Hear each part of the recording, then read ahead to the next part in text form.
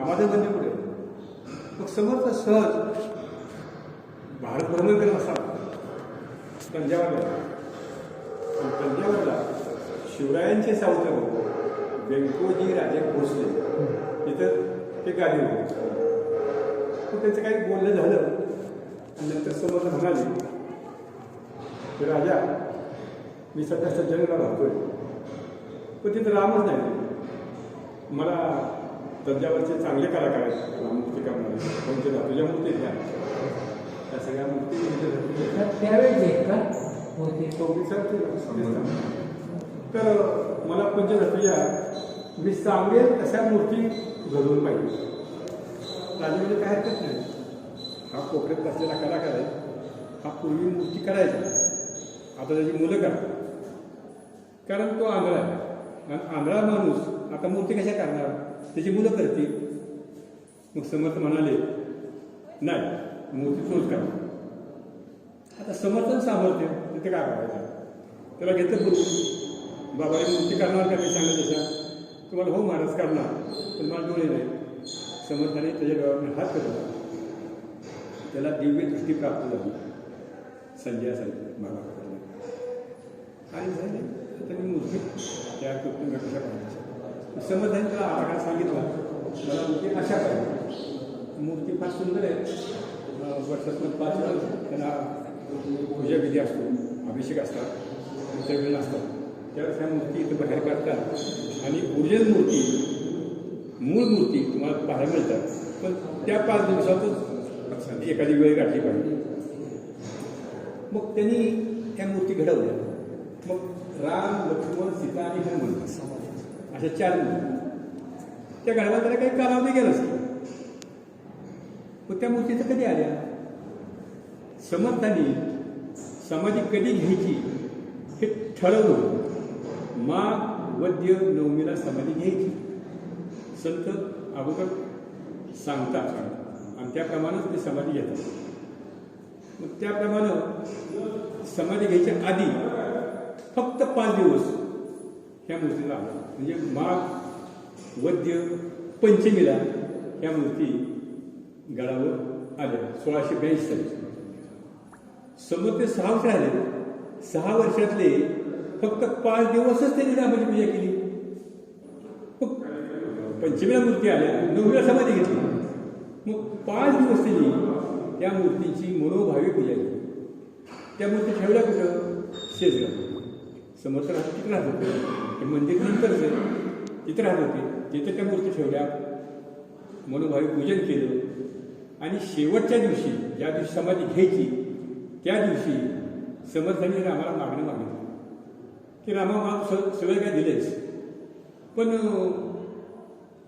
हे सामान्य लोक आहेत यांचा उद्धार तूच केला पाहिजे. मग राम म्हणाला काय हरकत नाही मी त्यांचा उद्धार करेन पण त्यांनी तुझ्यासारखी मनोभावी माझी पूजा केली पाहिजे. नुसतं असं करून जाता चालणार नाही.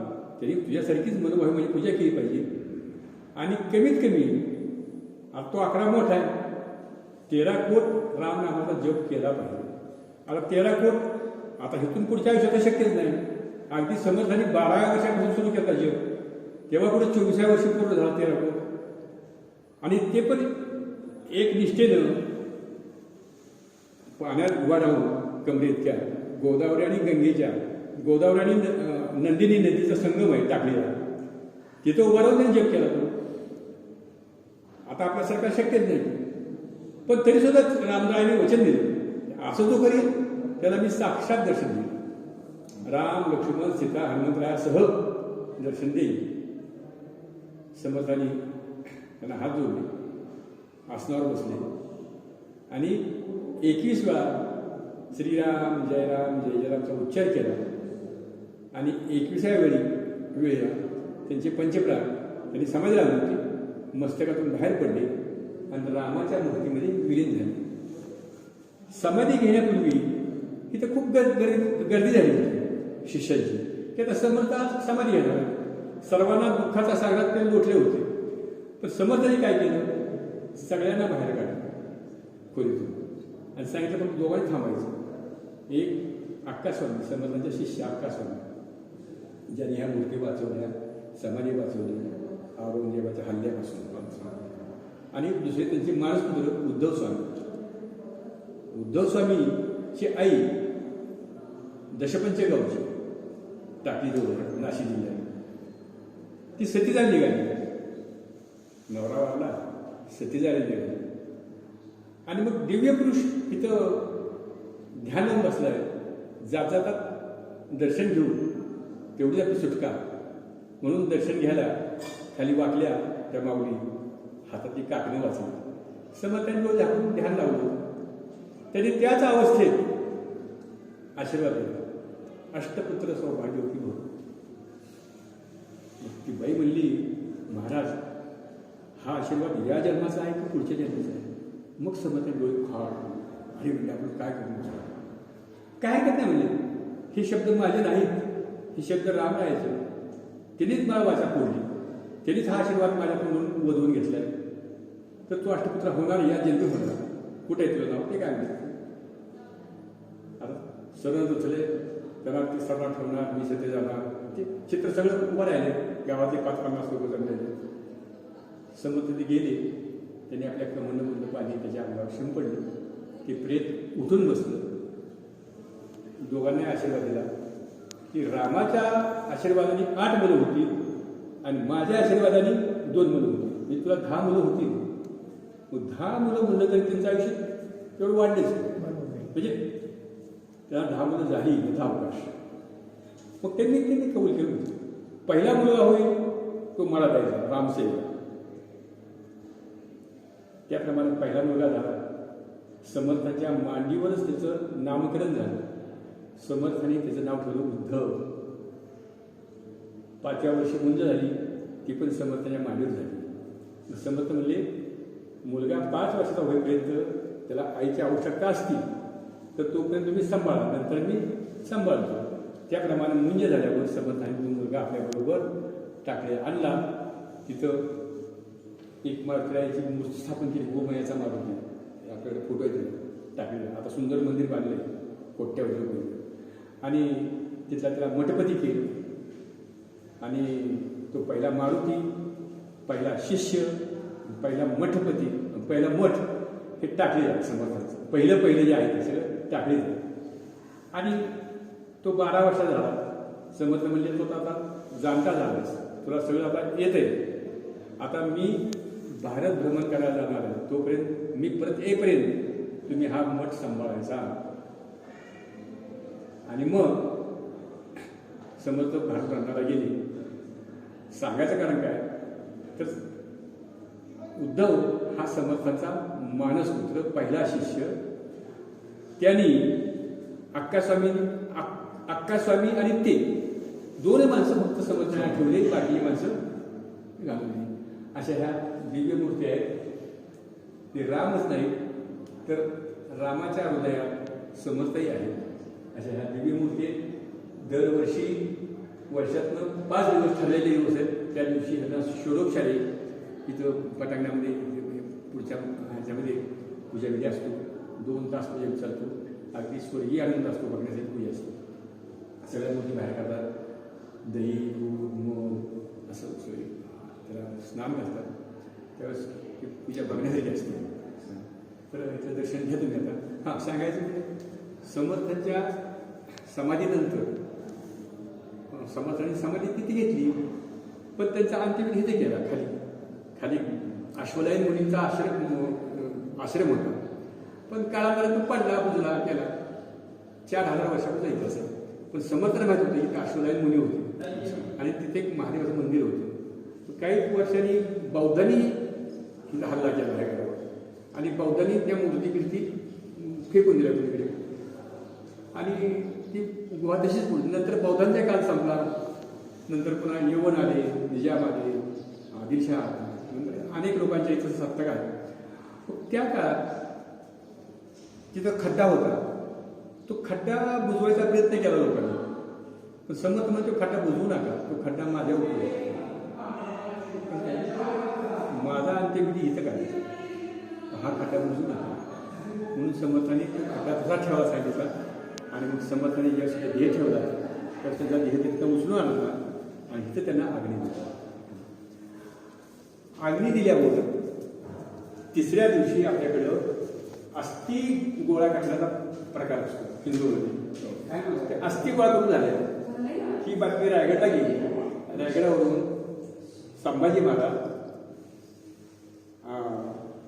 मोरोपंत पिंगळे व त्यांचे अधिकारी इथं आले होते. अस्थि हा गोळा केल्यानंतर तिथं दही दूध मध टाकून फुलं वगैरे टाकून ती जागा पवित्र केली. ही जी समाधी आहे समर्थांची, ही खालून आपोआप वर आली. त्याला स्वयंभू समाधी म्हणायचं. ती स्वयंभू समाधी, ती कुणी गड्या गवण्याची बांधलेली, दगडा विटाची बांधलेली नाही, तसा तो खडक असा आपोआपच वर आला होता. मग तिसऱ्या दिवशी बातमी कल्याण स्वामी समजली. कल्याण स्वामी डोंगावर होते. समर्थाने त्यांना डोंगावर पाठवलं की मी जे समाधी घेतली तर हाही समाधी घ्यायला कधी करणार नाही. दोघं देह दोन पण त्यांचा आत्मा एकच होता. अगदी एकजीव झालेले गुरु शिष्य. आणि मग कल्याण स्वामी धावतीत आले. त्यांना अंतर्मनाने समजलं, आज्ञा केली आम्ही बोलवल्याशिवाय यायचं नाही. कल्याण स्वामी आज्ञा झालं. आता समर्थच गेले, रामचरित्र झाले, आता आज्ञा कोणी द्यायच्या. धावत बस आलं. समाधीला मिठी मारली. सांगितलं दर्शन दिल्याशिवाय मी आता मिठी सोडणार नाही, अन्न पाणी ग्रहण करणार नाही. समर्थाला आपल्याला आपल्या शिष्याकरता योग सामर्थ्यानं वायू तत्वानं समाधीतून वर यावं. मग ते समाधीतून वर येताना समाधीला तडा आला. तो तडा आता आपल्या इथे दिसतोय, पण आता तो वजरले करून बुजवून टाकला, आता दिसत नाही. आणि रोज समाधी सकाळी 8:30 ते 9 पर्यंत उघडी समाधी आपल्याला पाहायला मिळते. अभिषेक चालू असताना म्हणजे ही समाधी पाहायला मिळते. आता त्यावर वस्त्र वगैरे घातलेली आहे. तर ही समाधी मूळ समाधी तर असा तडा घेतला तिथे दिसते बघा, त्याला पांढरा असं दिसते असं. तर समर्थांनी समाधीतून येऊन आपल्या लाडक्या शिष्याला दर्शन दिलं आणि काय सांगितलं, माझी काया आणि वाणी गेली म्हणा अंकतरणी, तरी मी आहे जगजीवनी निरंतर. संत कधीही मरत नसतात, आपल्या विचाराने ते जिवंत असतात. मग त्यांनी सांगितलं मला कसं पाहायचं, कुठं पाहिजे मला. आत्माराम दासबोध, माझे स्वरूप स्वतः सिद्ध असता न करावा खेद भक्तजनी. मला पाहिजे ना तर मी वाङ्मय रूपात आत्माराम आणि दासबोध ही समर्थांची मूळ ग्रंथ आहे आणि मनाचे खूप नंतरचे. तर या रूपात मी जिवंत आहे. जिथं आत्माराम आहे, जिथं दासबोध आहे, तिथं मी आहेच आहे. नका करू खटपट, पहावो माझा ग्रंथ नीट, त्याने साविजाची वाट गवसेली, असा उपदेश केला आणि कल्याण स्वामींचीतनं बोलवण केली, त्यांची रवानी केली. असा हे आणि हे मंदिर संभाजी राजांनी बांधलेलं आहे. हे दगडी मंदिर आहे ना, हे संभाजी राजांनी बांधलेलं आहे. हे संपूर्ण मंदिर फार भक्कम मंदिर आहे. अशापैकी आता आपण समाधी तुम्हाला माहिती आहे का, आता समाधीला जाऊ, दर्शन घ्या.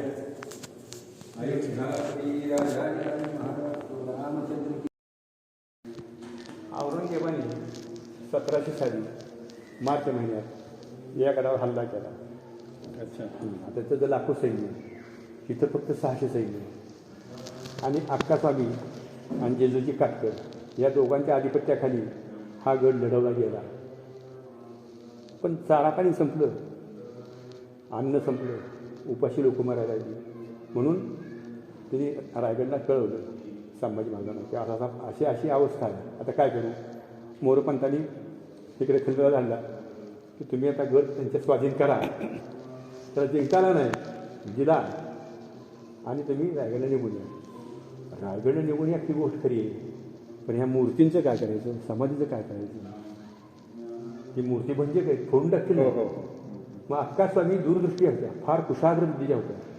त्यांनी काय केलं, आता ह्या पायऱ्यावर नंतरच्या आहेत, त्यांनी हे दार आहे, हे जशी दगड आहेत तसं दगडाने ते चिनून घेतलं सगळं पूर्णपणे बंद दिसते. हां, आणि ते करण्यापूर्वी ह्या पोकळीमध्ये दगड वाळू विटा की वर चाललं तरी बदबद बदबद आवाज येऊ नये, खाली काय असं वाटू नये, असा कट्टा वाटावा. आणि रामाच्या मूर्ती समाधी कुठे नेता येत नाही, समाधी कशी नेता येईल, स्वयंभू समाधी. म्हणून ती बुजवून टाकायची. ह्या वाटा बुजवल्या, आतल्या वाटा बुजवल्या, सगळं बुजवून टाकलं, चिरून घेतलं बेमालूम की कोणा संशयच होईल आत काय आहे. आणि ह्या मूर्ती वासोटा किल्ल्यात घेऊन ठेवल्या. वासोटा किल्ला वासुदेव किल्ला एक अवघड कोण्या नगरच्या परिसरात आहे. अतिशय निबिड अरण्य, जळवा पायाला. आम्ही परवा जाऊन आलो. पावसाळ्यात जळवाच लागतात, म्हणजे एवढे फुगल्याशिवाय निघत नाही. 300 वर्षे पूर्ण झाली त्याची समाधी म्हणून. त्या निमित्ताने आम्ही अक्कास्वामी 300 वर्षापूर्वी तिकडे गेल्या होत्या मूर्ती घेऊन, की पुन्हा आम्ही अक्कास्वामीची मूर्ती, समर्थांची मूर्ती घेऊन तिकडे जाऊन रथयात्रा काढली. तिकडे गेलो आम्ही वासोटा त्या मूर्तीवर नेऊन ते पूजा विधी वगैरे करून मग आम्ही कडे आलो. तर त्यांनी ह्या मूर्ती लपवून ठेवल्या, ही समाधीची व्यवस्था केली, म्हणून आपण आज हे सगळं वैभव पाहू शकतो. जर त्यांनी हे केलं नसतं तर त्या औरंगजेबाने त्याचा विध्वंस केला असता. मग तो आला, त्याने पाहिलं तर मकर आहे पण देव नाही, म्हणजे हे देव कुठं लपून ठेवला त्याने ओळखलं, पण समाधी खाली करायला लक्षात आलं नाही, त्याला कळलंच नाही ते. आणि सुदैवानं आपलाही कुणी माणूस फितूर झाला नाही, नंतर ते एक आपल्याला लागलेलं ते दुःख नाही, शाप आहे ते. फितुरी करणे तेच आहे. थोड्याशा ह्याच्याकरता फायद्याकरता फितुरी करणे, पण त्यावेळेस कुणी फितूर झालं नाही, खाली काय कुणी सांगितलं नाही.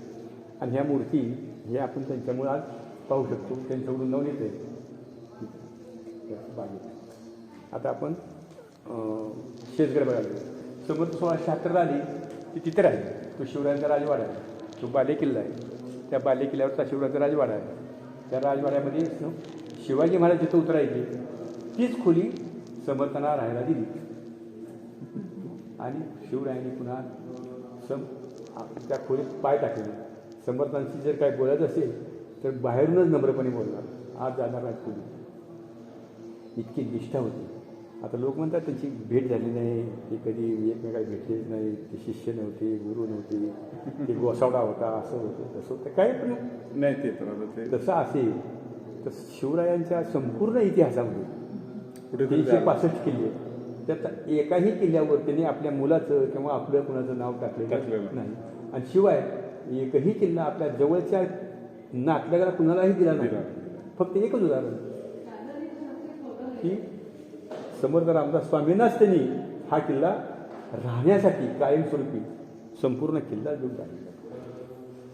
असं जर गाठभेट पडली नाही, त्यांचे गुरुच नव्हते, शिष्य नव्हते, संबंध नव्हता, असं कोण कोणाला एवढी मोठी वास्तू कोण कोणाला देईल का? मुळी देणार नाही, देईल का? आता अचानक जर कुणी एखादा आला फलाना माणूस आणि तुम्हाला मला द्यावं 20 रुपये जरा इस्टला कंपनीत देऊ का? आपण काय देणार? काय इस्टला मागून घेतो का, दारू पितो का, सिगरेट वगैरे काय करतो, काय आपल्याला कसं माहीत आहे? आपण नाही म्हणणार त्याला पहिल्या भेटीत. मग एवढी मोठी वास्तू किल्ल्यासारखी शिवाजी महाराज समर्थांना देतील का? आणि समर्थांनी काय हिसकावून घेतली का त्यांच्याकडून? आणि हे मंदिर संभाजीराजे मानले नंतर. मग हा केवढा मोठा पुरावा आहे.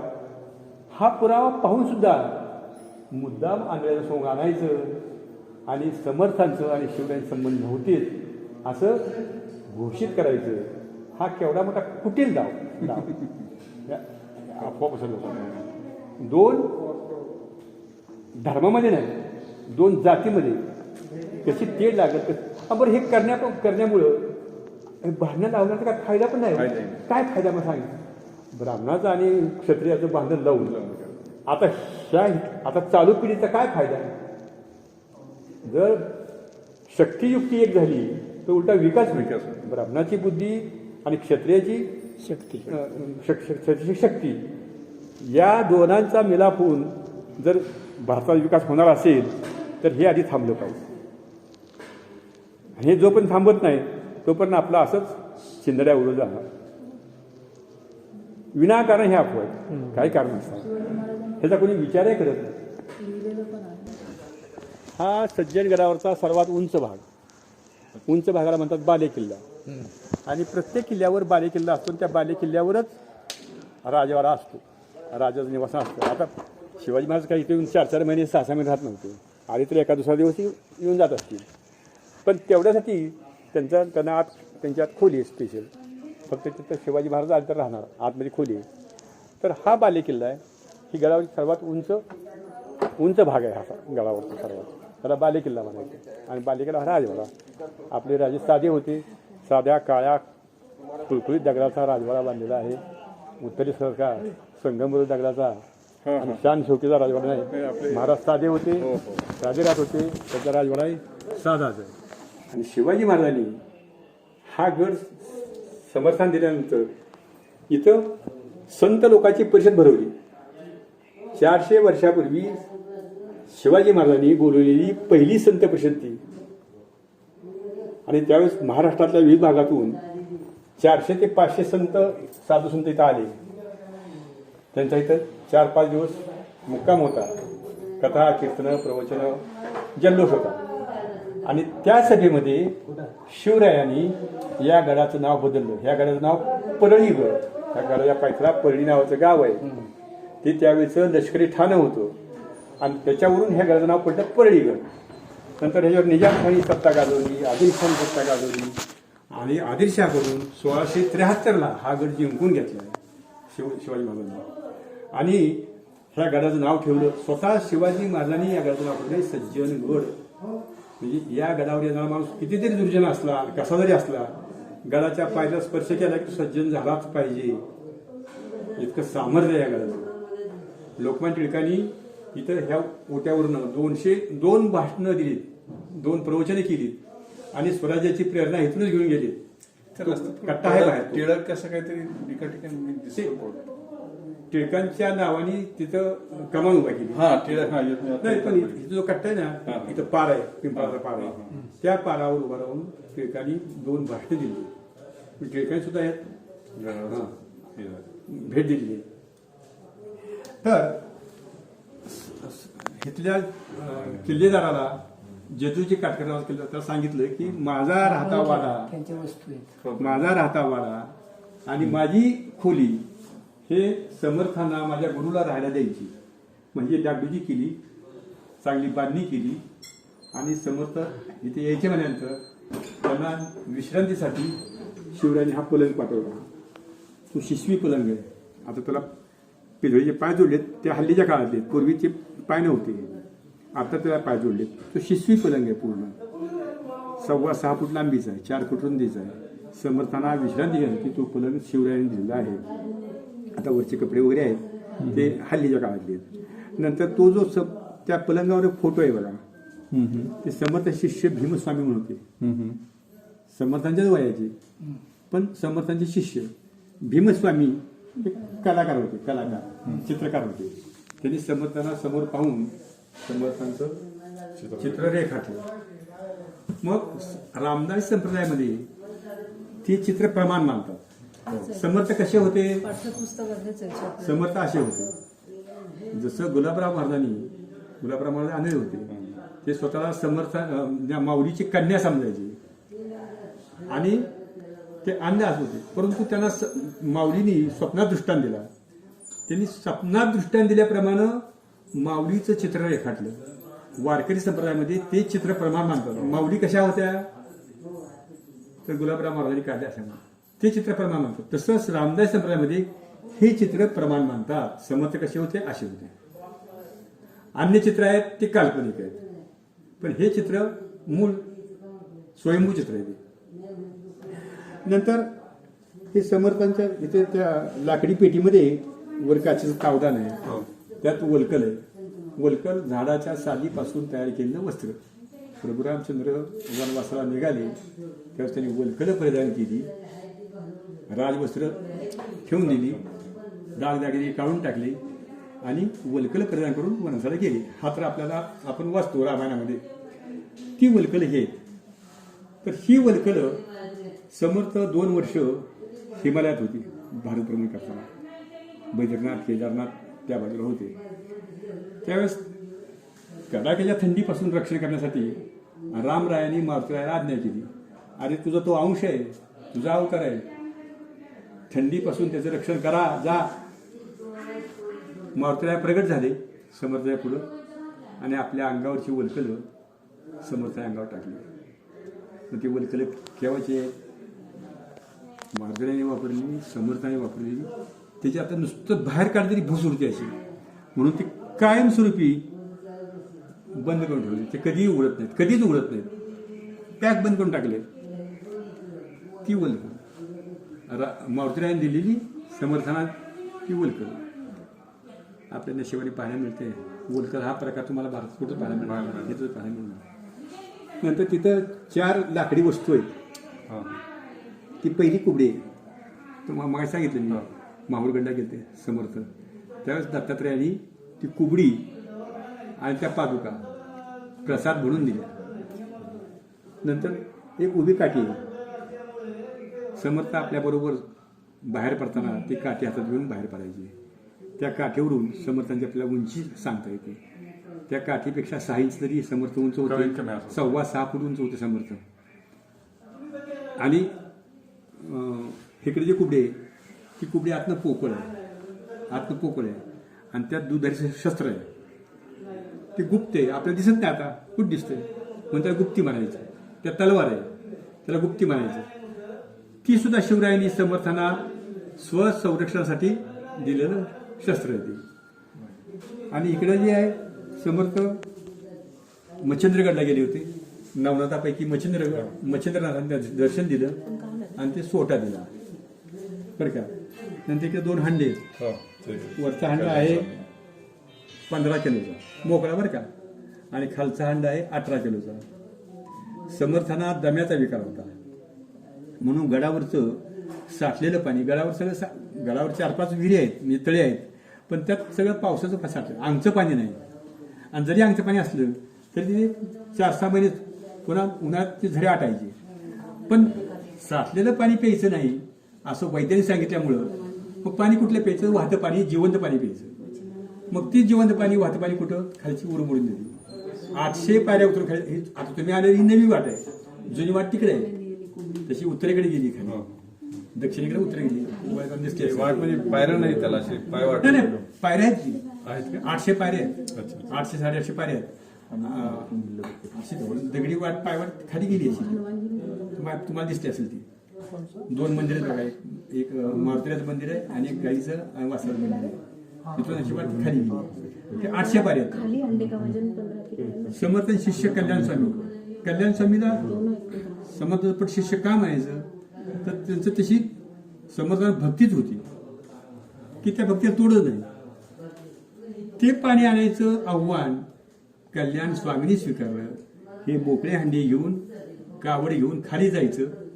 ते रोज हांडे स्वच्छ धुवायचे चकचकीत, 4 पदरी फडक्याने पाणी गाळून त्यात भरायचं, त्याची कावड करायची. आता आपल्या मोकळा वर येताना किती त्रास आपली पाय अनुभव आहे. 2 कावडी घेऊन, 2 हांडे घेऊन ती कावड घेऊन खालून जी चाल सुरू करायची चढायला, ते हिते येऊन हांडे टाकायचे. म्हणजे त्यांची प्रचंड ताकद होती कल्याण स्वामींकडे. ते काम कल्याण स्वामी करत होते म्हणून त्यांच्या प्रेमाचं, भक्तीचं प्रतीक म्हणून ते हांडे आपल्याला पाहायला मिळतात. कल्याण स्वामींचे हांडे.